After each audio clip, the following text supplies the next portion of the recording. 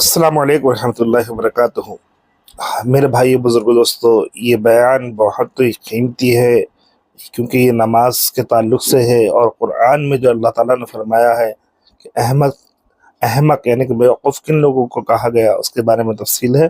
آپ بیان سنیں، اس کے بعد انشاءاللہ بات ہوگی تفصیل سے۔ جیسے نماز کو اگر مصنوعی طریقے سے ادا نہیں کیا جاوے تو نماز سے فساد ہوگا، نماز سے فساد ہوگا کیونکہ نماز کا بگڑنا پورے دین کو بگاڑے گا۔ ہم یوں سوچتے ہیں کہ اگر ایک چیز میں حکم ٹوٹ گیا تو کیا ہے، نماز تو پڑھتے ہیں۔ اگر کمائی میں حکم ٹوٹ گیا تو کیا بات ہے، اگر سود کھا لیا تو کیا بات ہے، نماز تو پڑھتے ہیں۔ عجیب بات یہ ہے کہ زمانے مسلمان گناہ کرنے پر اس لیے جری ہو گیا کہ ایک گناہ کرنے کے بعد اس گناہ کو نہیں دیکھتا، بلکہ ایک گناہ کرنے کے بعد عبادت کو اور عمل کو دیکھتا ہے، ایک گناہ کرنے کے بعد دوسری اطاعت کو دیکھتا ہے۔ اس سے تسلی ہو جاتی ہے، اس سے بجائے پریشان ہونے کے تسلی ہو جاتی ہے کہ کیا بات ہے کہ یہ گناہ کر لیا، نماز بھی تو پڑھی تھی اور رات تہجد بھی تو پڑھی تھی۔ جی ہاں، اللہ کی نظر میں انتہائی مجرم ہے وہ شخص جسے گناہ کے وقت اعمال یاد آئے، جی ہاں، ایسا آدمی مدعی ہو جاتا ہے اللہ کے سامنے، جی ہاں، اور اپنی عبادت پر فخر کرنے لگتا ہے، بجائے اپنے گناہ سے ڈرنے کے، بجائے گناہ کر کے ڈرنے کے، گناہ کرنے والا بھی اپنی عبادت سوچ کر فخر کرنے لگتا ہے۔ فخر کرنے لگے کہ دیکھو ہم تو یہ کرتے ہیں، ہاں، اور اللہ تعالیٰ ایک حکم میں آزما لیں گے۔ اس لیے میں نے عرض کیا کہ احکام آزمائش کے لیے ہوتے ہیں، حکم لا کر اطاعت میں آزماتے ہیں، اور غیب کی خبریں لا کر ایمان میں آزماتے ہیں۔ دو موقع ایسے ہوئے کہ جس میں کمزور ایمان والے مرتد ہو گئے۔ ایک تحویل قبلہ، یہاں عبادت میں آزمایا، اور گدھے گوشت حرام کر کے ضرورت میں آزمایا، تحویل قبلہ کر کے عبادت میں آزمایا، قبلہ بدل دیا ایک دم۔ تو لوگ کہتے ہیں بھئی یہ ایسا کیوں ہو گیا کہ ہاں ایسا کیوں ہوا، ایسا کیوں نہیں ہوا۔ اللہ نے اس سوال کرنے والوں کو قرآن میں احمق کہا ہے، جی ہاں، اور ان صفحہ جو فرمایا نا، سیقول الصفحاء من الناس، کہ لوگوں میں سے احمق قسم کے لوگ کہیں گے کہ ان کا رخ کیوں بدل گیا قبلے کا، بیت المقدس سے بیت اللہ کی طرف۔ تو ان صفحاء کے بارے میں علماء نے لکھا ہے کہ یہ تین قسم کے لوگ ہیں، یہود، کفار اور منافقین۔ جی ہاں، اس زمانے میں سارا کفر جو تھا وہ ان تین طبقوں پر تھا، کفار، منافقین اور یہود تو یوں غصے میں تھے کہ ہمارا قبلہ کیوں چھوڑ دیا، اور منافقین جو ان کا کام تو تنقید کرنا تھا، اعتراضات۔ جی ہاں، ہمیشہ یاد رکھنا یہ بات، اعتراض کرنا کس کا مزاج ہے، منافق کا مزاج ہے، کیونکہ اسے خود تو کچھ کرنا ہے نہیں، اور کرنے والوں پر اعتراض۔ منافقین کا ہر وقت کام یہ تھا کہ وہ مسلمانوں کی ایسی چیزوں کو تلاش کرتے رہتے تھے کہ جس سے بولنے کا کچھ موقع ملے اعتراض کرنے کا۔ بعد میں کہا علماء نے کہ منافقین مراد ہیں، بعض کا قول یہ ہے کہ نہیں، اس سے کفار مراد ہیں۔ تو کفار یہ کہتے تھے کہ جب اب تک محمد صلی اللہ علیہ وسلم ہمارے مذہب کا انکار کرتے تھے تو اب یہ ہمارے قبلے کی طرف کیسے آ گئے۔ جی ہاں، بعض کو اعتراض تھا اور بعض بڑے خوش تھے، بعض کفار بڑے خوش تھے کہ لو یہ اچھا ہوا کہ انہوں نے ہمارا قبلہ اختیار کر لیا، اب آہستہ آہستہ یہ ہمارا مذہب بھی اختیار کر لیں گے۔ ارے ہاں سنو، ایسی امید بھی ہو گئی تھی کافروں کو کہ ابھی انہوں نے ہمارا حکم کہتے ہیں نا کہ ہمارا قبلہ بیت اللہ ہے، یہود ہمارا قبلہ بیت المقدس ہے۔ تو کفار یوں خوش ہو گئے بعض کہ بھئی چلو اب یہ آہستہ آہستہ تھک گئے ہیں اپنے کام سے، ابھی ہماری طرف آ رہے ہیں، انہوں نے ہمارا قبلہ تو اختیار کر لیا ہے، اب کچھ دن کے بعد یہ ہمارا دین بھی اختیار کر لیں گے۔ تو میں نے عرض کیا کہ اللہ تعالیٰ دو چیزوں میں آزماتے ہیں، ایک ایمان میں اور ایک اعمال میں، یہاں تک کہ کمائی کے نقشے میں آزماتے ہیں، اور عبادت میں آزماتے ہیں، ایمان بالغیب میں آزماتے ہیں، اطاعت میں آزماتے ہیں، ضرورت میں آزماتے ہیں۔ کتنے احکام ہیں، سارے احکام صرف اس آزمائش کے لیے آتے ہیں کہ تم عمل کرنے والے ہو یا نہیں۔ اس لیے میرا عزیز دوستو، بس عزم کرو کہ انشاءاللہ ہمیں اس ماحول کو قائم کرنا ہے۔ نقل حرکت اس لیے تھی تاکہ دعوت کی سنت زندہ ہو، نفر کی سنت کا احیاء، اللہ کے راستے کے نفر کی سنت کا احیاء مستقل ذمہ داری ہے. تم امر معروف و نہی عنہ المنکر کے فریضے کی ادائیگی کے طریقے کو بدلو مت. میں کچھ ایک بات ضروری عرض کر رہا. امر معروف و نہی عنہ المنکر کے فریضے کی ادائیگی کے طریقے کو بدلو مت. یوں مت کہو اس زمانے کا طریقہ یہ ہے، اس زمانے کا طریقہ وہ تھا. یہ مت کہو کہ بھئی یہ اس زمانے کا طریقہ ہے، وہ زمانے کا طریقہ تھا. یہ غور کرو کہ اس زمانے میں امر معروف کا کیا طریقہ تھا، اس زمانے میں منکر کے بدلنے کا کیا طریقہ تھا. یہ غور کرو اس زمانے میں کیا طریقہ تھا. تو خود بخود عمل کی استعداد پیدا ہو جائے گی جب ان دو فریضوں کی ادائیگی کو سنت پر لے آؤ گے. میں تو آپ سے صراحتاً کہہ دیتا ہوں کہ اس زمانے میں امر معروف و نہی عن المنکر یہ دو فریضے سنت کے طریقے سے بالکل ہٹے ہوئے ہیں. جتنا اس زمانے میں لوگوں کو منکرات سے روکنے کی وجہ سے فساد ہو رہا ہے نا آپس میں، اس کی اصل وجہ یہ ہے کہ لوگوں نے اس فریضے کے ادا کرنے میں، منکر سے روکنے کے فریضے کے ادا کرنے میں منکر طریقہ اختیار کر لیا ہے. اس لیے دین کے مختلف شعبوں کے درمیان تباغض اور ان کے درمیان اختلافات کی بڑی شکلیں پیدا ہو گئی ہیں. وجہ صرف یہ ہے کہ منکر سے روکنے کا کی جو شرائط ہیں، وہ جو اس کا مصنون طریقہ ہے، اس سے امت اکثریت اس سے جاہل ہے، اکثریت اس سے ناواقف ہے. کیونکہ جب اس فریضے کی ادائیگی کو اس کے مصنون طریقے پر ادا نہیں کیا جائے گا تو فساد ہوگا. جیسے نماز کو اگر مصنون طریقے سے ادا نہیں کیا جائے تو نماز سے فساد ہوگا، نماز سے فساد ہوگا کیونکہ نماز کا بگڑنا پورے دین کو بگاڑے گا.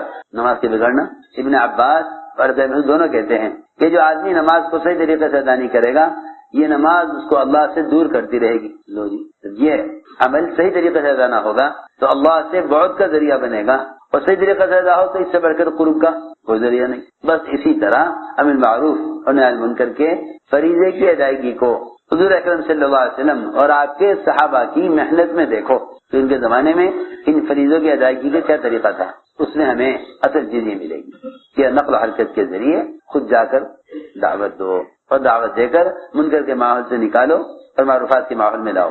یہی اصل سنت ہے. منکر کو چھڑوانے کی اصل سنت یہی ہے کہ اسے منکر کے ماحول سے نکال لو. صحابہ کرام کفار کو قید کر کے لے آتے تھے جو میدان میں اسلام نہیں قبول کرتے تھے یا کفر کے ماحول میں اسلام سے انکار کرتے تھے. انہیں صحابہ باندھ کر اسے نہیں لاتے تھے کہ ان سے مال لے کر چھوڑیں گے.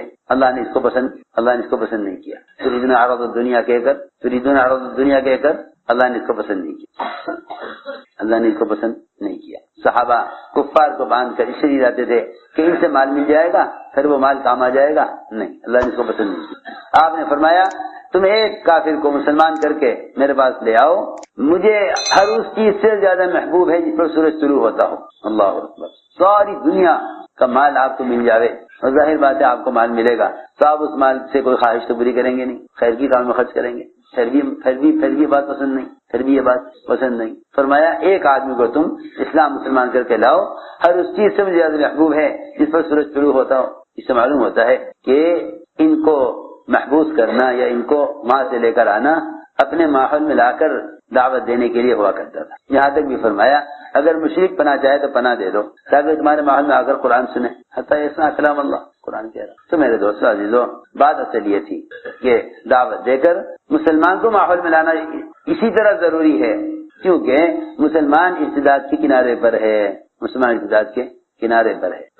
ان کے ماحول سے نکالو، عمل کے ماحول میں لاؤ تو عمل کی استعداد پیدا ہوگی. اس کے لیے نقل و حرکت ہے. اس لیے کسی ذریعے سے پیغام پہنچا دینے کو ہم دعوت و تبلیغ نہیں سمجھتے. کسی ذریعے سے پیغام پہنچانے کو ہم دعوت و تبلیغ نہیں سمجھتے. کوئی آدمی اس بات کو قبول کرے یا نہ کرے، لیکن کسی ذریعے سے پیغام پہنچانے کو ہم دعوت و تبلیغ نہیں سمجھتے.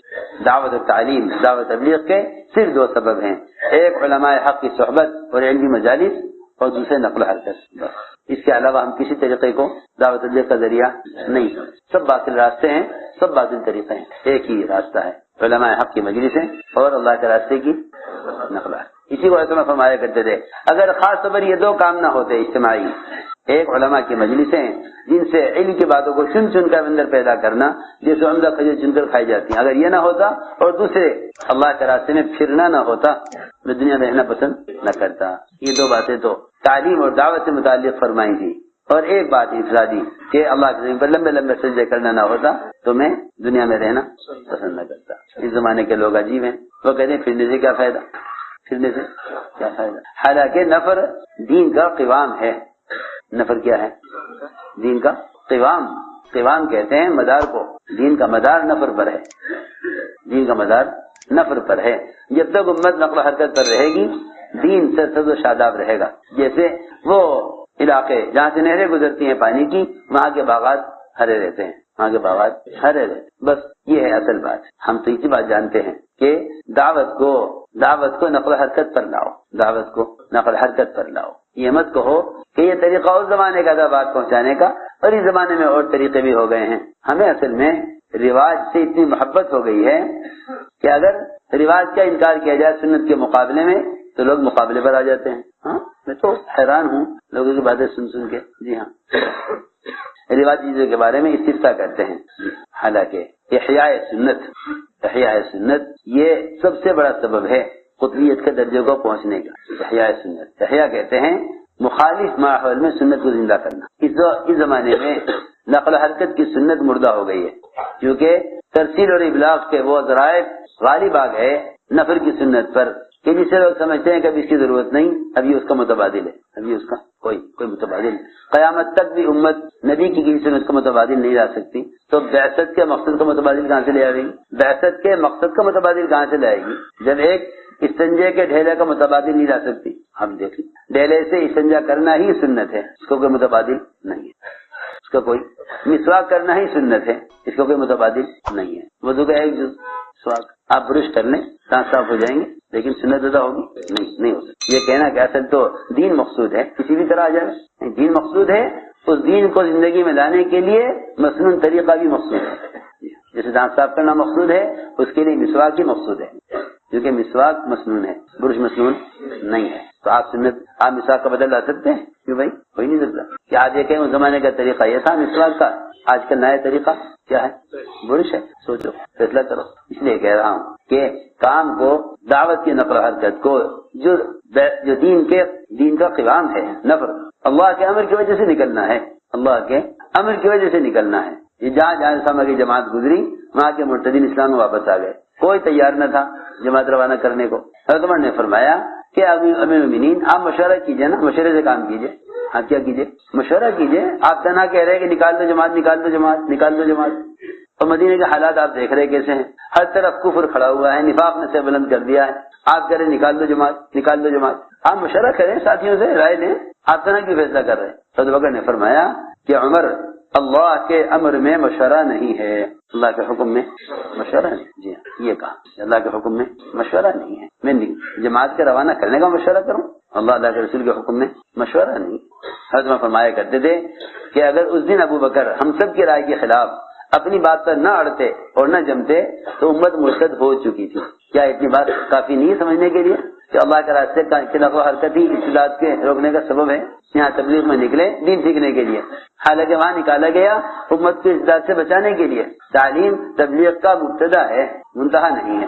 تعلیم تبلیغ کا مبتدا ہے، ابتدائی چیز ہے کہ پڑھے لکھوں کے ساتھ، علماء کے ساتھ نکل کر کلمہ نماز ٹھیک ہو جاوے، مسائل معلوم ہو جائیں، یہ تبلیغ کا ابتدائی چیز ہے۔ جیسے بچوں کی نرسری ہوتی ہے نا، ایسا ہے۔ تو مہیا سے مسئلہ نہیں پڑھتے نا، اس لیے ان باتوں کی خبر نہیں ہے۔ نکلنے کو اللہ کا امر نہیں سمجھتے، بس یہ کمی ہے۔ نماز پڑھنے کو، روزہ رکھنے کو، حج کرنے، زکات دینے کو اللہ کا امر سمجھتے ہیں، نکلنے کو اللہ کا امر نہیں سمجھتے۔ بس اس لیے میرے دوست عزیزوں، سمجھ کر قدم اٹھاؤ اور اللہ سے اس کام پر استقامت مانگو، ہمت کر کے فرماؤ، ارادے کرو۔ ملک سامنے ہے تمہارے، حالات تمہارے سامنے ہیں، کوئی تعداد نہیں مسلمانوں کی جو کلمے کے بغیر دنیا سے جا رہے۔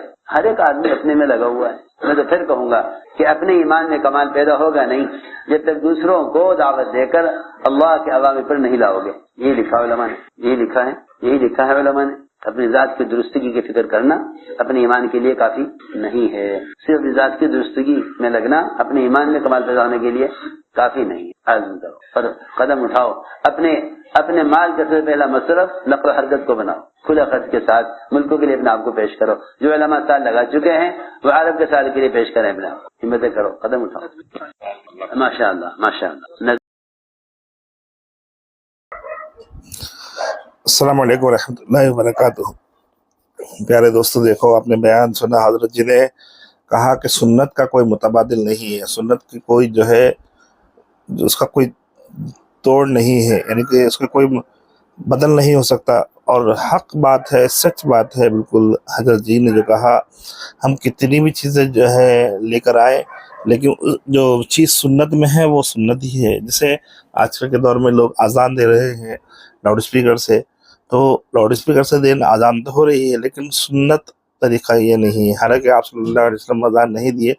جیسے آج کل ہر مسجد میں جو ہے نل لگے ہوئے ہیں وضو کرنے کے لیے، تو وہ نل وضو تو ہو رہا ہے لیکن سنت سے محروم ہو رہے ہیں. لوٹے سے وضو کرنے میں انگلیوں کا خلال ہوتا تھا، ہاتھوں کی انگلیوں کا، پیروں کی انگلیوں کا، اچھی طریقے سے داڑھی کا مسح ہوتا تھا. اب وہ سب چیز جو ہے نل آنے کی وجہ سے، یعنی کہ جو فیسلٹی ہے اس سے سب وہ خلال کی سنت، اور جو ہے بہت کم لوگ اس کو کر رہے ہیں، کرنے والا ابھی بھی کرتے ہیں. اور لیکن لوٹے سے وضو کرنا وہ سنت ہے وہ دور ہو گئی. اس لوٹا اب جو ہے ہمارے خواب و خیال میں بھی نہیں ہے. اب تو ہمارے تصوروں سے بھی لوٹا نکل گیا ہے. اتنی سہولت جو ہم لوگوں کو مل رہی ہے. چٹائی پہ نماز پڑھنا سنت ہے، چٹائی پہ نماز پڑھنا سنت ہے، وہ چٹائی غائب ہے. اب جو ہے قالینیں آ گئی، اندر جو ہے میٹرس آ گئے، سہولتیں ہو رہی ہیں. جو چٹائی چپتی تھی نماز پڑھتے وقت، ہاں اپنے پیروں میں چپتی تھی، اپنے ٹانگوں میں چپتی تھی، اب نہیں چپ رہی. اب جو ہے نرم نرم گدوں کے حساب کی جیسی قالینیں آ گئی نماز پڑھنے کے لیے. ہاں اے سی آ گئی اور بہت سارے اور یہ سب کچھ آنے کے بعد جو ہے حضرت جی نے کیا فرمایا کہ جس کی نماز صحیح نہیں ہوگی وہ نماز اللہ کے پاس جو ہے قابل قبول بھی نہیں ہے، اور وہ نماز فساد پھیلائے گی، وہ نماز فساد پھیلائے گی. بیان میں پورا آپ سن چکے ہیں، باقی تو اب بولنے کی کوئی ضرورت نہیں ہے. اور اس ویڈیو کو لائک کریں، شیئر کریں اور میرے چینل کو سبسکرائب کریں.